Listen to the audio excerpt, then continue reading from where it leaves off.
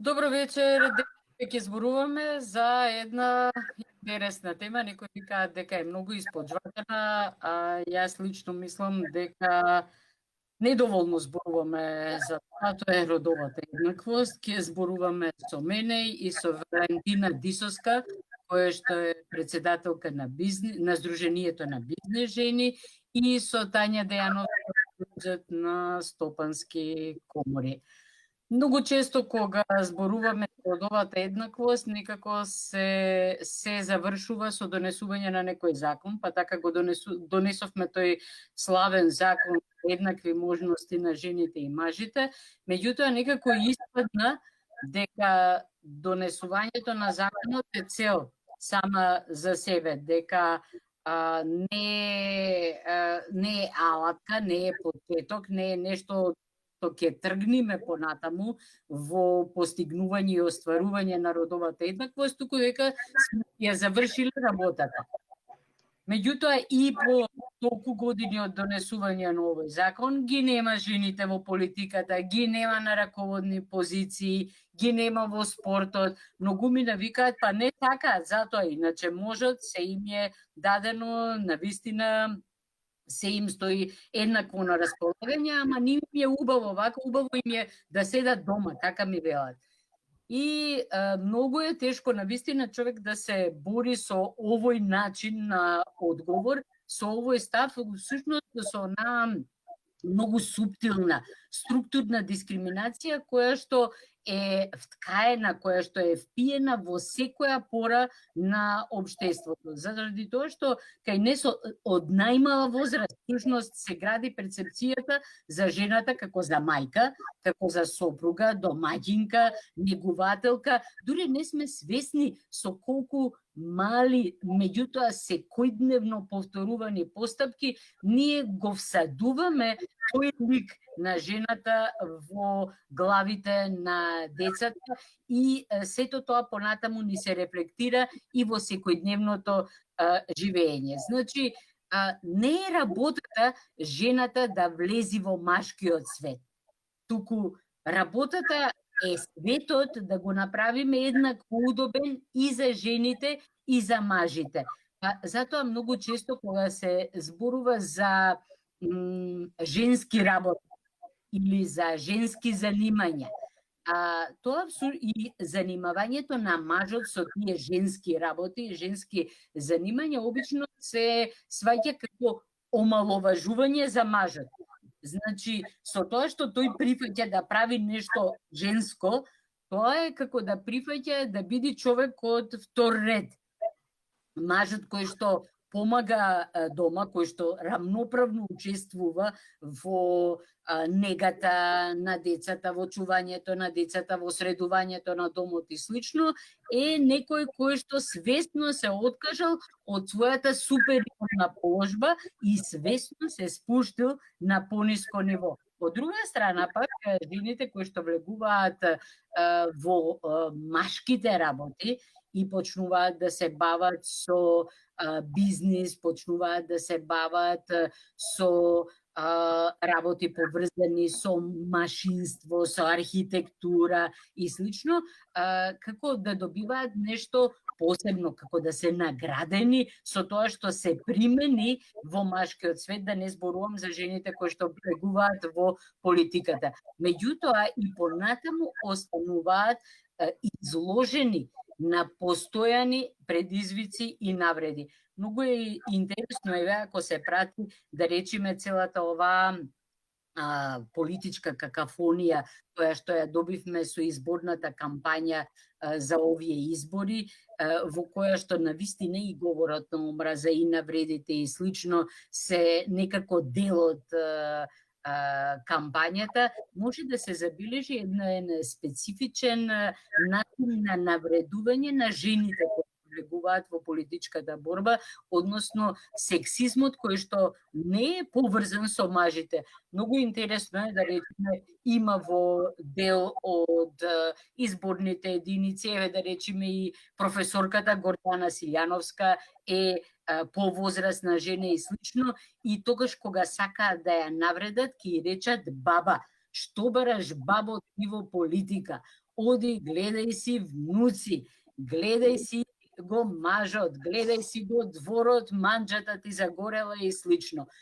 Таков начин на обраќање нема кон ниту еден од машките кандидати. Независно колку е возрасен, независно со што се занимава, независно од тоа каков е неговиот статус во заедницата, не, тоа е резервирано, тој облик на сексистички речник е резервиран само за жените. И дури слушнавме и тоа од луѓе за кои што сметаме дека се отворени за родовата еднаквост, дека немаат проблеми со нееднаквоста, дека е, например, токму за оваа работа за која што ќе зборуваме денеска, дека всушност не постои фактички родова нееднаквост, дека тоа сепак е малку повеќе во нашите глави. Еве, например, има една област во која што не може да стане збор за родова нееднаквост, а тоа е бизнисот. Во бизнисот или си добар бизнисмен, или си лош бизнисмен. Никој не гледа дали си жена или си маж. Нема посебни предизвици за жените, нема посебни предизвици за мажите, туку едноставно се сведува на квалитетот на тој кој што влегол во бизнисот. Дали е навистина вака? Не би рекла. Не би рекла дека е навистина. Таа ситуација во бизнис заедницата, дали има родова нееднаквост, дали има посебни предизвици за жените од оние за мажите, со што се соочува една жена во бизнис заедницата? Каква е нејзината положба таму? Што мислите, Валентина? Па видите, родовите стереотипи исто важат како во секојдневното живење и во бизнисот. Родовите стереотипи не се искоренети и во бизнисот. Да речеме, многу е важна позицијата на жената за започнување на својот бизнис. И поддршката од околината и од фамилијата за започнување на својот бизнис. Еве, ако гледаме статистички податоци, можеме да видиме дека многу е помал бројот на жени кои што имаат имот на свое име, наследен од родителите, за да можат понатаму тој имот да го претворат во влог за својот бизнис. Нашиот закон за наследување не прави разлика меѓу мажите и жените. Како се случува тоа да има помалку? Нашиот закон не, да. Меѓутоа, што се случува? Се случува дека кога ќе треба да се подели имотот од родителите на децата, тој по закон не се дели паралелно или 50-50, ако се да речеме машко и женско дете, наследници. Туку вели, вие ќе се сретнете кај адвокатот, кај нотарот и ќе се договорите каде оди имотот.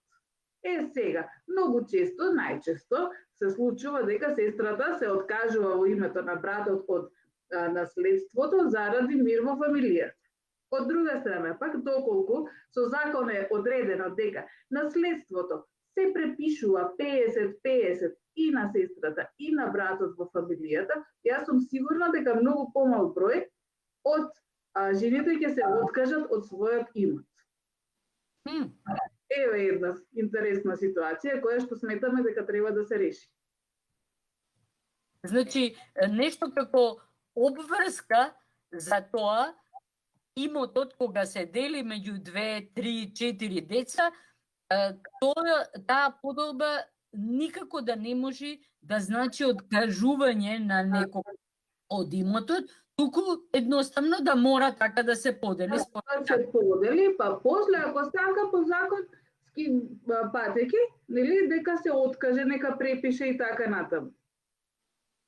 А сега ситуацијата, бидејќи имаме оние родови стереотипи, каде што во фамилијата се негуваат и кога велат ајде остави го имотот на братот, за да не имаме мир во фамилијата, затоа што тоа е мажот во главата и така натаму, многу често жените се оставаат без собствен имот. Тоа значи дека тие се оставаат без собствени средства за живење и исто така без собствени средства за вложување за да можат да ги развијат своите бизниси. Токму заради тоа пак жените влегуваат во некои бизниси кои што се микробизниси, тоест нано бизниси во кои што нема вложување. Сега тие мали микро-нано бизниси се заради тоа што жената знае да работи, може да работи и е свесна дека може да произведува нешто, да дава услуги, да заработува за себе, меѓутоа не може да го порасне бизнис. И еве една од големите стереотипи кои што впрочем не се една од главните препреки. Зошто жените во бизнисот не напредуваат онака како што би сакале. Така, и сега и X други многу родови стереотипи кои што да речеме истото тоа го има во руралните средини. Во руралните средини баратаме со различни бројки, бидејќи немаме статистики, меѓутоа во руралните средини видиме има околу 2 до 4% земјоделска површина која е во собственост на жена. Поразителна е таа бројка. Жената е од сабајле до вечер на нива во фамилијата со животните, со нивите на работна позиција и таа која ќе ја прашате што прави она, што работи за да може да живее, таа вели ништо, јас сум невработен. Таа ситуација исто така е поразителна, нели? Имаме такви стереотипи многу. Или пак исто така имаме ситуации кога велиме дека се прави фамилиарна фирма на името на жената, меѓутоа жената не е вклучена во развојот на бизнисот. Зошто? Затоа што пак ние како здружение успеавме да донесеме некои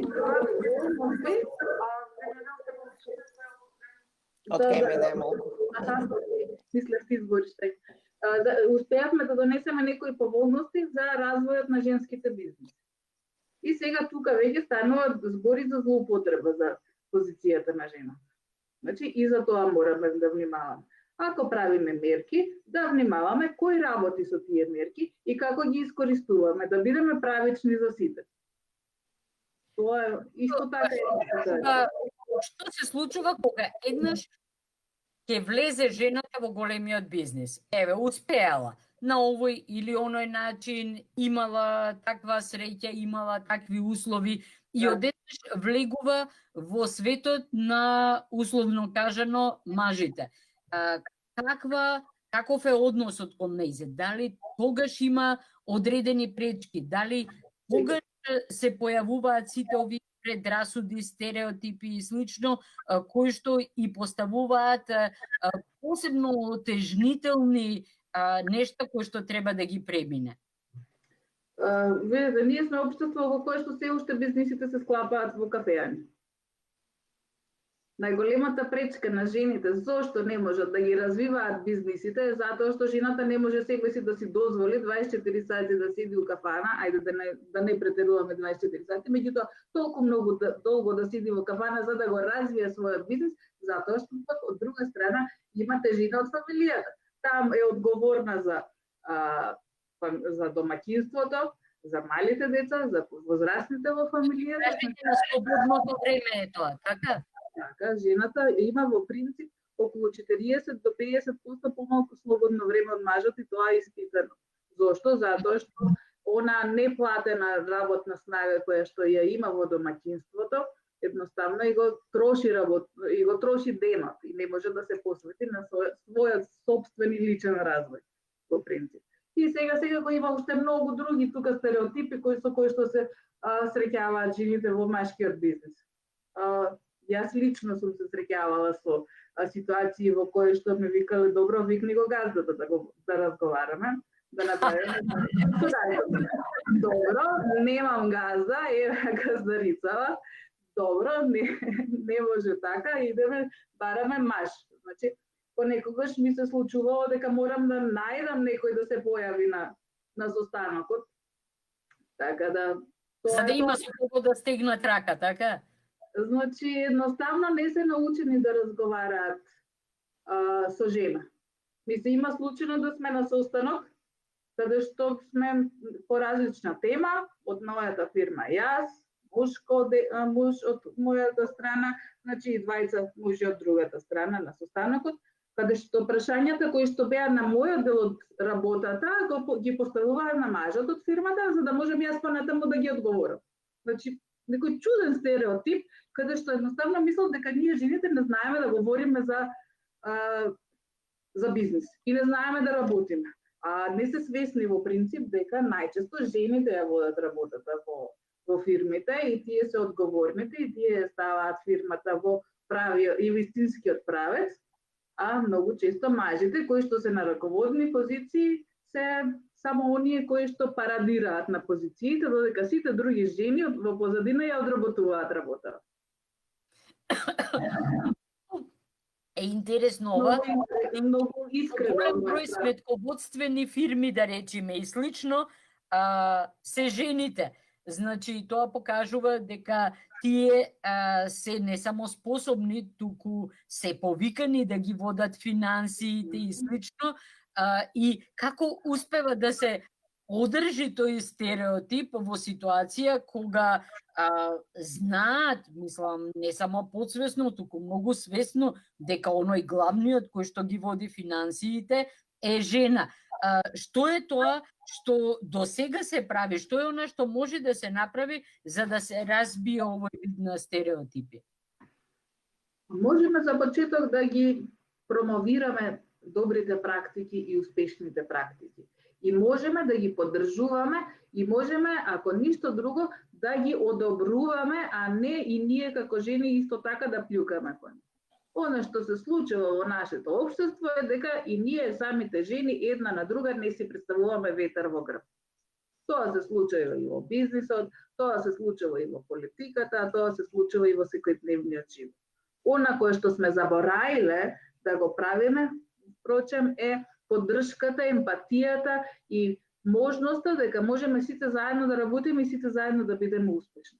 Во оваа борба, во оваа трка за финансии, во оваа трка за превласт, во оваа трка за позиција, секој го знае да бутне и ние жените сме многу силни во тоа, дека една со друга ќе се избуткаме.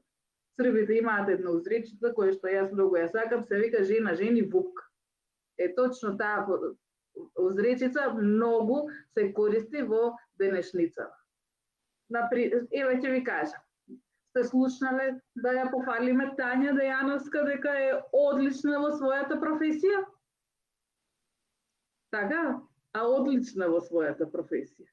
Значи, ние жените едноставно не си се промовираме, не си се поддржуваме и не се држиме една за друга. Тоа е силината која што јас очекувам да ја направиме за да се држиме. За да се правиме круг, да го направиме кругот посилен за да можеме да се издигнеме над стереотипи. Меѓутоа, не знам што мисли и Тања, дали на тој начин не се прави всушност некој фронт, значи на една страна мажите, на друга жените. Дали всушност не е многу подобро сите мажи кои што размислуваат поинаку или кои што мислиме дека може да размислуваат поинаку, да станат дел од тој круг кој што ќе ги зајакнува жените, а и сите оние мажи кои што пак сакаат да излезат од онаа традиционална машка улога. Значи, да речеме, јас сум видела во светот и во Норвешка, и во Шведска, и во Британија, Холандија, има многу мажи кои што едноставно сакаат да бидат домакини, ама во онаа смисла во која што кај нас зборуваме за домакинка. Значи не сака да работи, сака да се грижи за куќата, сака да се грижи за семејството, за децата, а жената е таа која што како партнер во таа заедница е впуштена во јавниот живот, во бизнес животот, во политика или на некој друг начин обезбедува многу повеќе, да речеме, надворешен прилив на средства за семејството. Дали кај нас можеме да дојдеме до таква ситуација? Што мислите? Дали сте го виделе ова како можност кај нас? Па видете, убаво се изразивте, професорке, тоа е во светот, а ние разговараме денес за Балканот. Значи, ние со Вале, еве, и со Сдруженијето на бизнес жени, и со сите други женски здруженија се обидуваме да го смениме тој балкански менталитет, не светскиот менталитет. Бидејќи во светот, во не постојат вакви стереотипи.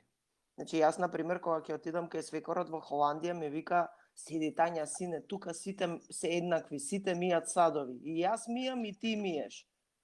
А јас, да е он тука во Македонија, значи, не постои шанса такво нешто да се случи. Значи, ние се содруваме тука, со нашиот менталитет. И точно од таа прва поидовна позиција за поделбата на наследството, мислам дека така супримирано го почнуваме животот и се обидуваме да се издигнеме.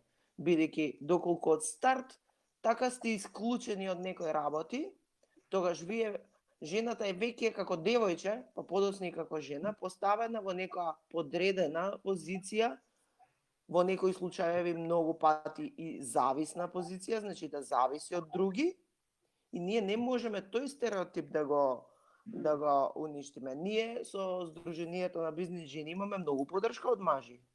Ние не сме само таму жени. Значи, на нашите конференции има и поддршка од мажи, доаѓаат мажи предавачи, имаме, значи, постои одреден круг на луѓе, мажи, од другиот пол, значи, што немаат проблем со прифаќањето на еднаквоста. Но она што јас мислам дека кај нас е проблем, што ние не можеме да постигнеме еднаквоста, не можеме да постигнеме бидејќи нашите закони за еднаквост на жената ги носат мажи. Тоа го имаме исто така. Тоа е најголемата болна точка. Така е. Значи, ние во собранието се боревме за рамноправност, која? 30%, и како може 30% да рамноправност? Единствено 50 спрема 50 може да биде рамноправност. Значи, не може нашите закони да ги носат мажи и ние да бараме рамноправност и тоа да биде секојаш различно на скалата. Може ваде да се надоврзе. Така. Да, ние многу често говориме дека сакаме да бидеме присутни при креирањето на политиките и креирањето на законите. Не може некој друг нас да не застапува, мислам. Мислам дека имаше некоја шега во меѓувреме каде што имаше организација на жени и каде што имаше скуп на мажи кои што говореа во името на жените. Тоа беше некаде во арапските земји, меѓутоа ние не сме таква држава и нам ни е дозволено секаде да одиме и секаде да говориме и затоа стално велиме. Сакаме да бидеме дел од трипартитниот договор кој што ги прави, нели, законите, условите на работа и така натаму, нели, оној каде што се тука работодавачите, синдикатите и власта. Меѓутоа каде во овој трипартитен, нели, круг кој ги заставува правата на жените? Па тука е и правата на жените и во синдикатите и правата на жените на работодавачите. Каде се тука правата на жените? Никој не ги застапува правата на жените, а многу се различни условите за работа на жените и на мажите. Значи, тука мораме секако да се бориме да имаме представници на жените кои што ќе бидат и од страна на синдикатите и од страна на работодавачите, за да се ги бараат своите права. Еден начин на пробив на жените и во бизнисот, меѓутоа и во сите оние области кои што со стотици години биле резервирани за мажите, значи можеме да пробиеме во тие области. Меѓутоа, според мене се губи еден друг момент, а тоа е она што го спомнав и претходно. Ние треба некако да ги внесеме мажите во она што со стотици и стотици години се сметало за свет и работа на жените. Да речеме, во развиените демократии тоа сега се прави со задолжително породилно отсуство за мажите, например.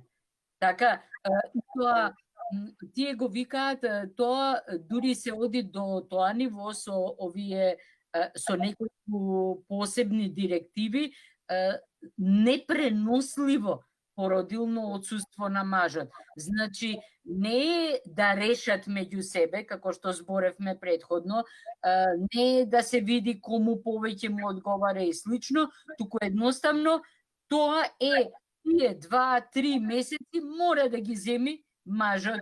И тоа е тоа. На тој начин не само што го внесуваме мажот во семејството, туку ја изнесуваме жената на пазарот на трудот на многу порамноправен начин со мажот отколку предходно. Многу зборуваат сега за една нова директива која што се однесува на балансирање меѓу јавниот и приватниот живот. Значи, работата да биде на таков начин структурирана, преку можност за работа од дома, преку флексибилно работно време и слично, за да може и мажите и жените да посветат еднакво внимание на сето она што представува приватно семејно живење, значи да не мора еден од човек од заедницата да мора да се посвети целиот само на семејството за да може да обстојува и да функционира како што треба. Колку ние сме способни, колку сме на тоа ниво да пробаме да ги внесиме мажите во она што представувало женски свет. Да речеме, јас пробав да им објаснам во одреден момент дека не е добро што воспитачки градинките се само жени. Ако одиме кон идејата дека треба да има градење на децата според модели, треба да имаат и женски модел, и мажки модел. Значи, треба да имаат однос испрема едниот и испрема другиот пол. Зашто само жени би биле воспитачки во градинки? Меѓутоа, некоја чудна предрасуда има и замисла дека жените се повнимателни, имаат повеќе емпатија и слично, што според моје искуство воопшто не е точно, не знам. Што мислите, дали е возможно да ги повлечеме, значи паралелно со излегувањето на жената во јавниот живот, да ги повлечеме мажите во приватниот живот? Колку е тоа возможно во Македонија? Јас сметам дека ќе мораме тоа да го направиме. Возможно, невозможно, ќе мораме да го направиме возможно. Ние пробавме нели со еден закон кој што беше закон за parental living, каде што има можност и таткото да остане на породилно воледување, меѓутоа бројките на искористеност се поразителни. Да. Сега во моментов не ги знам точно, меѓутоа до лани прикладни знам дека имаше еден, двајца, тројца мажи кои што остануваа на... До 5 мина дојдовме. Ете, таа бројка не ја знаев, одлично, значи сме напреднали. Ние едноставно ќе мораме, тоа се вика позитивна дискриминација, донесување закони со позитивна дискриминација. Значи ќе мораме да го менуваме менталитетот со одредени закони, ако сакаме нешто да направиме за родовата еднаквост во државата. Во спротивно ќе си тапкаме или ќе се уназадуваме како што се случуваше нели во изминатите X години да се уназадуваме со одредени закони, со одредени легислативи. Трето дете, четврто дете и така натаму што ги оставаше жените во некои ситуации чудни, нели едноставно ги немаше на пазарот на трудот, забораваа што е тоа работа и така натаму. Значи ние едноставно мораме да бидеме внимателни што носиме од закони и од поддршка, каква поддршка даваме на жените, за да не им дадеме можност па да тие истите да се заседнат дома. Пошто многу тешко после се вадат од ситуација на невработеност кон вработливост. Таа ситуација на пречекорување на прагот од X години седење дома до одење на работа е најпроблематичната во принцип за жената, затоа што тој праг, таа бариера едноставно е преголема. Понатаму исто така има праг нели кој што вика од вработена до само вработена и уште еден праг, меѓутоа сите тие мораме некако со некоја позитивна дискриминација да ги решиме, за да им дадеме можност на жените. Бидејќи, зошто? Наши стереотипи се непишани правила, меѓутоа се строго зацртани и тука се втемелени во нашето живење. Сега, тие... И постои притисок од заедницата, од тие страни, така? За тоа мораме да се бориме пак со законски решенија кои што ќе бидат за кршење на истите тие стереотипи.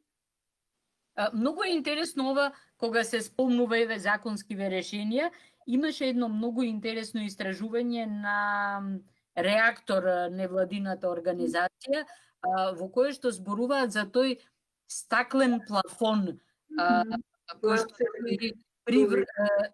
кариерното напредување на жените. Дека жените успеваат да стигнат до одредено ниво, секдека се таму кај што се работи многу, како што спомнавте, меѓутоа, дури и таму каде што има множество на жени кои што работат, тој кој што управува е мажот. Меѓутоа, многу често нив ги избираат самите жени. Еве да речеме кај мене во универзитетот, 48% од наставниот кадар, професорскиот кадар се жени. Меѓутоа, во целокупната историја на универзитетот имаме само една ректорка. Не сме имале друг ректор жена кој што би бил во универзитетот. Дури и сега, во последниот надпревар за ректорско место, беа вклучени 9 мажи. Ни една жена немаше која што би учествувала во трката за ректор. Дали е таква ситуацијата и во бизнисот, во предприемништвото и слично? Дали се соочувате со такво нешто и таму? Да, секако дека се соочуваме. Мислам и бројот воопшто на жени кои што водат поголеми фирми, да речеме, идат на тендери. Бројот на такви жени е многу помал отколку бројот на мажи кои што се појавуваат за тендери. Затоа што жените едноставно не ги сакаат игрите и задкулисните игри. Жените се праволиниски работници, тие сакаат да постигнат резултат со своето работење. Меѓутоа, мислам дека не ги знаат и не ги знаеме оние задкулисни игри. Предпоставувам дека тоа е исто и во професорската фела, дека тоа е исто и во политиката, предпоставувам дека е тоа секаде така. Оној glass ceiling или стаклениот плафон, за жал го имаме секаде. Ние пред X години заедно со Бизнес конфедерација исто правевме едно истражување и ги истражувавме топ 100 компаниите кои што котираат на берза. И многу интересни бројки се појавува, каде што само 2% од жените беа на топ менаџерските позиции, се појавуваат во пониските ешалони, значи оние пчеличките кои што ќе одработат работава, меѓутоа никогаш не нели на топ позицијата. Така да, еве таа позиција на glass ceiling, значи жената има до овде може да продре, не може да оди понатаму, затоа што жената треба да ја одработи работава. Како да се справиме со тоа? Што, еве, вие сте во тој свет. Што е она што може да се направи за да може да се извлечиме од оваа стапица на поклопеност и можност за кариерно напредување до одредено ниво? Еве вака гласно и отворено да говориме и да се поддржуваме. Затоа што многу често оваа тема се става под тепих. Никој не сака да ја разговара темава. Јас многу ретко слушам некој да разговара на оваа проблематика. Кај нас исто така на државно ниво, ако видите бројките на управувачки структури, и видите дека има жени некои 30 и кусур % нели во управувачките структури, меѓутоа се тоа жени кои што се на управувачки структури во училишта, во градинки, значи во истите тие позиции каде што дефилираат повеќето жени. А никаде ги нема жените во структурите каде што се во бизнисите, во одлучувачките структури, значи на позиции кои што се одлучувачки, кои што се важни за напредокот, да речеме, на нашата држава. Ма дури и таму, да речеме, има училиште со 80% жени, а директорот е маж. Мислам, тоа се веќе многу чудни ситуации.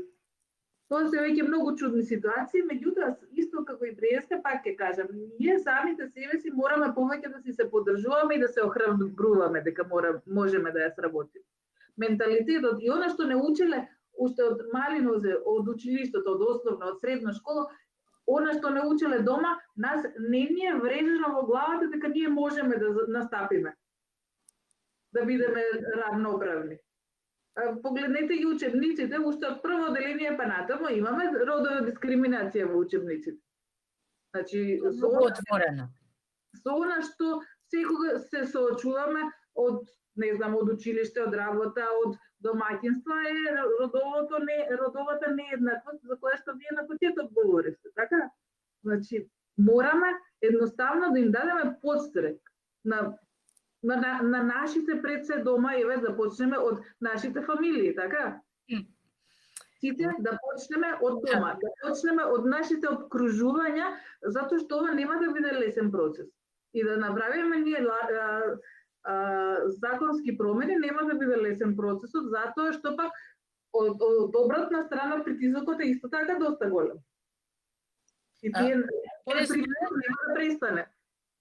На еден семинар на кој што бев со наставнички од основно образование и од средно образование и ги прашав, добро, зошто имате толку малку, дури 2-3 само жени писатели во литературата која што ја предавате? Зошто нема книги кои што се напишани од жени писатели? Зашто само мажи имате во целокупниот овој 9-годишен образовен процес, па потоа и 4-годишен? И одговорот ми беше нема, вика, жени писатели. И јас навистина многу се изнервирав и следниот ден кога дојдов на семинар им донесов отпечатен том со напишани имиња. Значи тоа беа стотици и стотици и илјадници жени писатели од секој период од развојот на литературата, од секоја област, од секој жанр.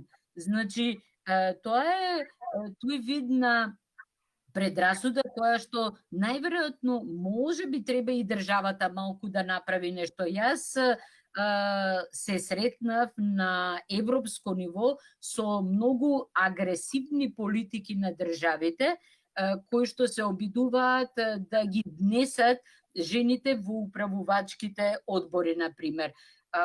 Една Германија и една Франција ми се чини веќе усвоија и таква регулатива со која што во моментот кога се распишува тендер за државен тендер и вика во тендерот дека предност ќе имаат оние предпријатија во чии што управувачки структури има жени. Значи, најотворено, вика, предност ќе имаат тие и автоматски ги присилуваат сушност бизнес структурите и приватните бизнес структури. Значи, не се работи овдека за јавни предпријатија и слично, туку баш за приватни бизнес структури постепено да ги внесат жените во раководните структури. Што мислите, дали еден таков агресивен настап на државата би можел кај нас да помогне? Каков е вашиот впечаток? Јас сум говорила икс пати на оваа проблематика, затоа што ова беше одработена во Германија и во Франција со ILO, International Labour Organization, и одличен пример. Меѓутоа, кога кај нас ќе почнете да говорите на оваа проблематика и на оваа тема, ве гледаат како да сте паднати од Марс. И имаме секако одговорот како тоа сега, зошто би ги буткале жените само затоа што се жени и да ги има во управувачките одбори и тие фирми сега ние да ги поддржуваме. Значи, едноставно не ја препознаваат позитивната дискриминација. Од друга страна, па истиот тој ILO има направено истражување каде што компаниите кои што имаат во управувачките одбори жени, дека се подобро водени, дека за побрзо време постигнуваат раст и дека ризикот од пропаѓање им се намалува во првите 3 години за 50%. Вау. И тоа е една одлична бројка.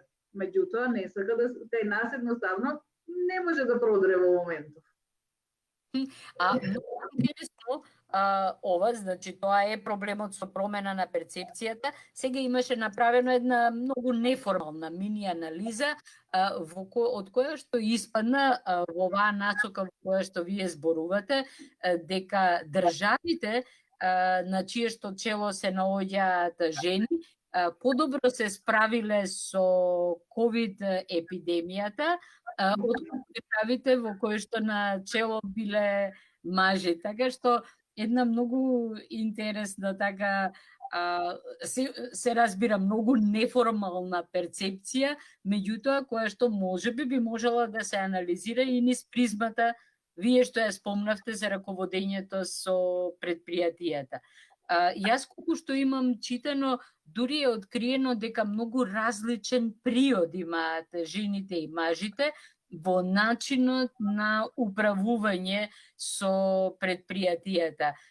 Различна методологија се употребува и многу често промената од маж кон жена и обратно доведува до динамичен развој на предпријатијата. Дали тоа сте го забележале во вашата работа евентуално? Не затоа што таквите промени многу ретко се случуваат. Ретко, а? Така да не можеме да видиме, да измериме, да извагаме.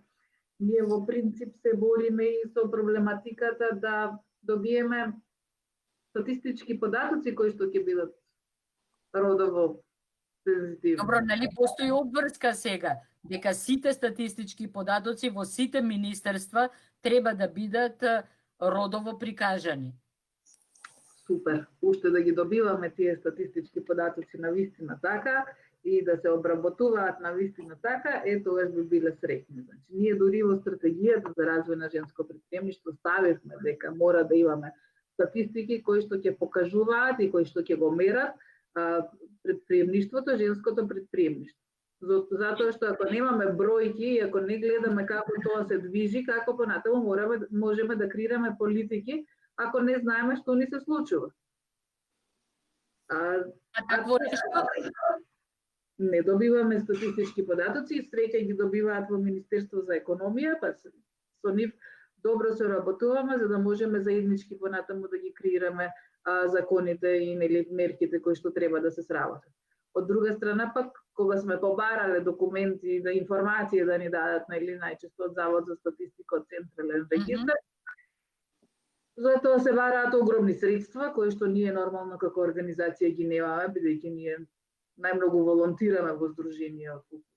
Не заработуваме, не е профитна организација и тие не можеме да ги добиеме. Така да некако успеваме да ги добиваме информациите, меѓутоа и тие на некако во соработка со министерствата, меѓутоа да не смееме да ги публикуваме, нити да ги објавуваме јавно, туку едноставно да се користат само за креирање политики кои што се пак рамките на министерството. Како е со Сојузот на стопански комори? Дали вие успевате да добиете податоци кои што се родово диференцирани? Јас тоа сакам да кажам, тоа нашиот пример во Сојуз на стопански комори е типичен пример, што значи кога жена ќе превземе раководна функција.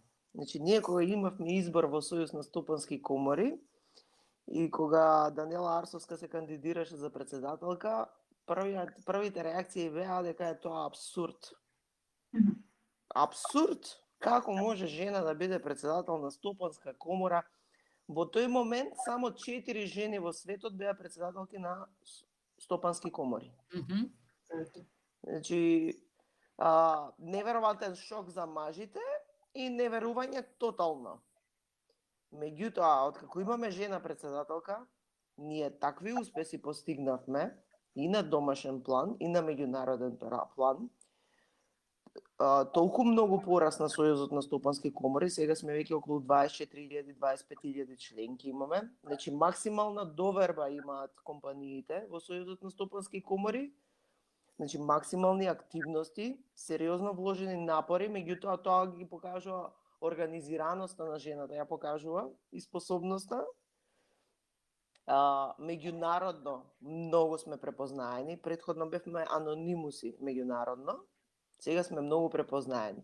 И уште еден пример што сакам да го напоменам како типичен пример што значи жена кога ќе превземе раководна функција е комората за IT технологии МАСИТ, каде што жена дојде, Анета Пешева, вие видовте, имавте прилика да видите како е таа комора организирана, на кое високо ниво, значи да се позавиди едноставно колку е тоа сериозно направено кај нас, како да не е стопанска комора која делува во рамките на Република Македонија. Добро, она што го кажа Валентина, некако малку се слуша за ова.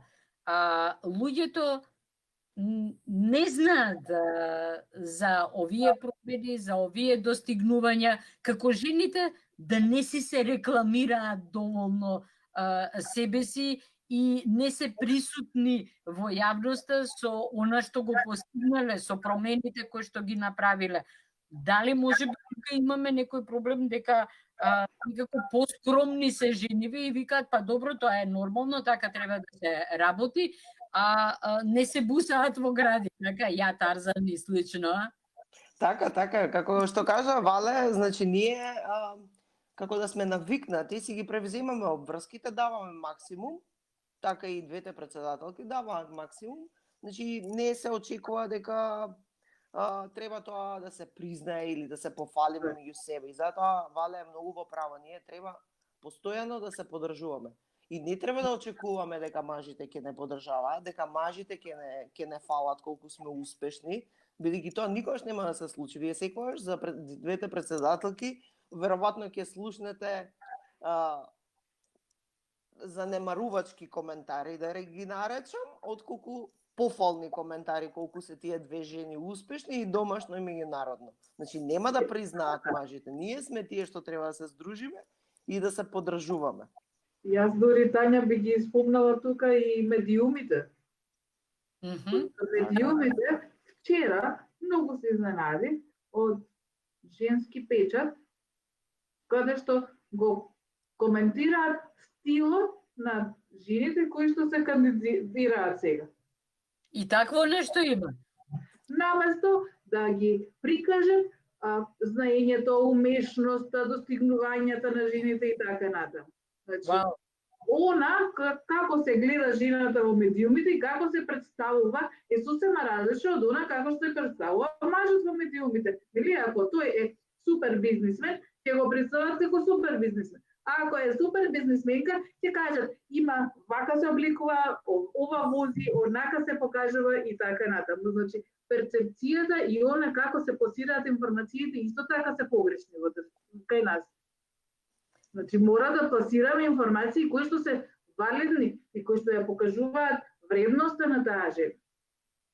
Не е марката на гардеробата вредноста на жената, туку она што знае и уме да го направи. Да, јас забележав да речеме сега баш во печатот, светскиот печат се појави дека премиерката на Нов Зеланд ми се чини на седниците на владата и слично одеше со своето бебе кое што го дои цело време и тоа никому не му пречи, напротив, тоа е прифатено како нешто нормално и никој не зборува за тоа, туку едноставно тоа е нешто кое што е врзано само со жената, таа само може да го дои детето и автоматски не ја попречува во вршењето на сите други работи, не ја намалува нејзината ни интелектуална, ни било каква друга способност. Така, што би се случило кај нас такво нешто да се случи, некоја од пратеничките да отиде во собрание со своето бебе кое што ќе го дои и слично, што мислите како би реагирала јавноста? Значи не зборам дури ни за мажите, туку и машката и женската поширока јавност. Што мислите? Повеќе било некои позитивни реакции. Па тоа е проблемот кај нас, нашиот менталитет е тој, тоа што Вале цело време го потенцира и ние се обедуваме нели цело време да го отвориме тој мајндсет кај жените. Значи сигурно ќе почнат, можеби мажите не толку него жените прво да ја напаѓаат таква жена премиерка. Тоа е нашиот менталитет. Значи ние сме далеку од во овој дел мора да работиме на себе, мора да ги освестиме жените, да се вреднуваат пред себе си и да се почитуваат, да си го почитуваат својот род, ако сакаме да одиме напред. Бидејќи ние во ова општество и без тоа имаме премногу обструкции. Значи, еве, како што кажува Вале, ние сите мерки ќе се изготват, ќе се подготват, ќе се предложат и за жени во нетрадиционални сектори, и за жени во машки професии, све ќе изготвиме. И кога ќе дојдеме до тој високиот степен, каде што одлучуваат мажите, ние сме тотално блокирани и закочени и не постоиме повеќе. или ќе ни се фрлат трошките.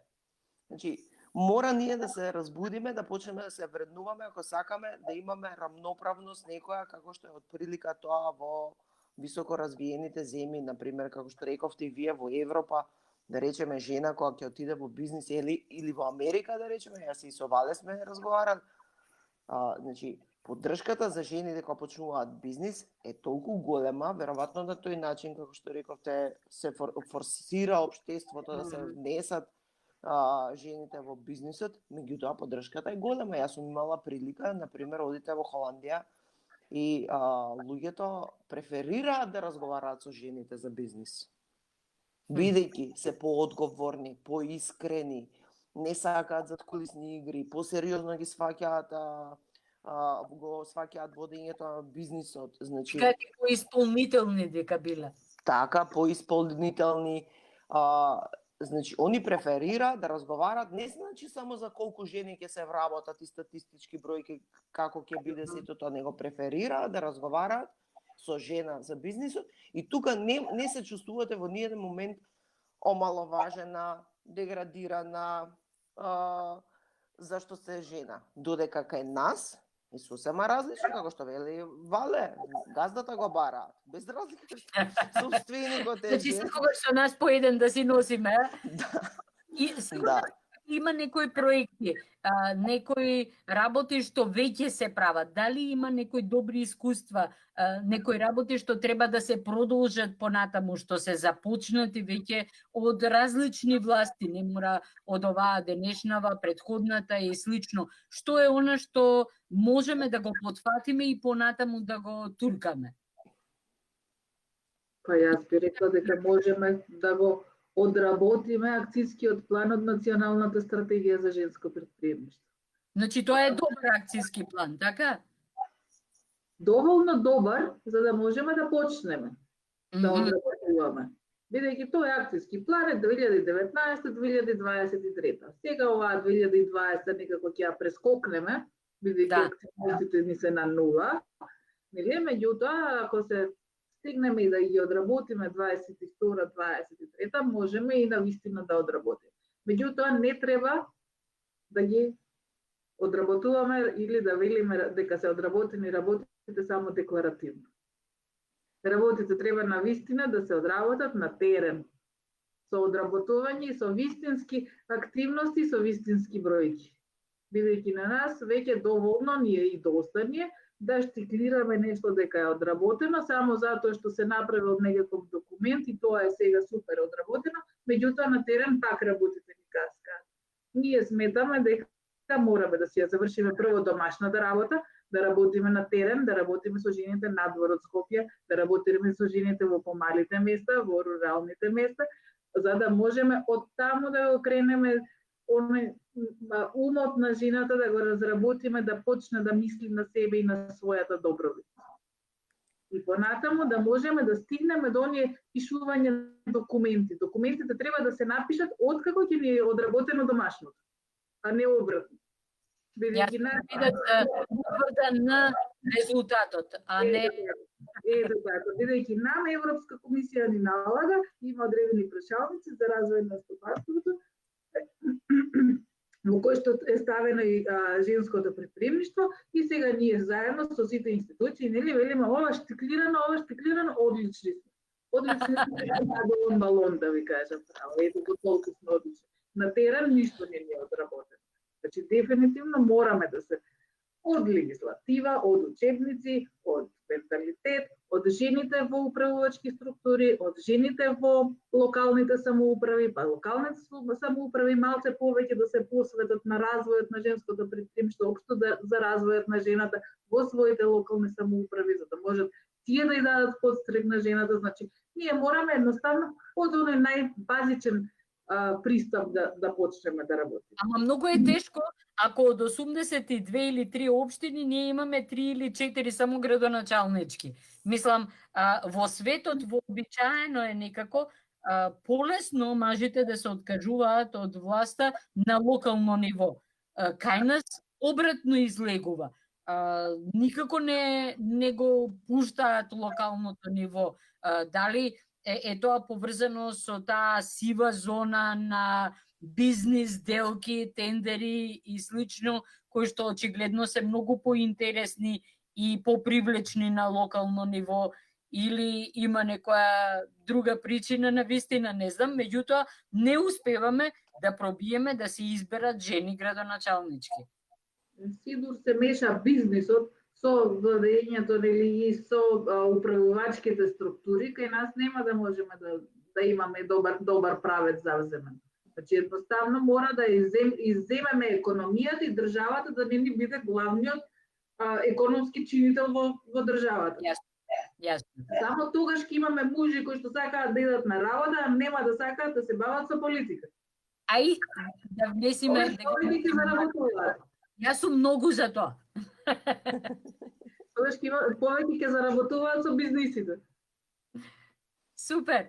Ја мислам дека фативме многу работи и отворивме многу прашања и мислам дека голем дел од овие прашања на вистина можеме понатаму да ги туркаме во она што представуваат и законски решенија и политики, меѓутоа и работа на терен, и се надевам дека ова нема да ни биде последно видување, па ќе продолжиме понатаму да ги туркаме овие работи. Фала многу Тања, фала многу Валентина и се гледаме понатаму. Се гледаме понатаму да им порачаме на жените во ова време на избори, да се изборат за својата независност и да гласаат самостално. Тоа би сакала јас да им порачам, бидејќи така го градиме општеството. Благодарам многу за гостувањето. Супер, фала многу Валентина. Пријатно. Пријатно. Да.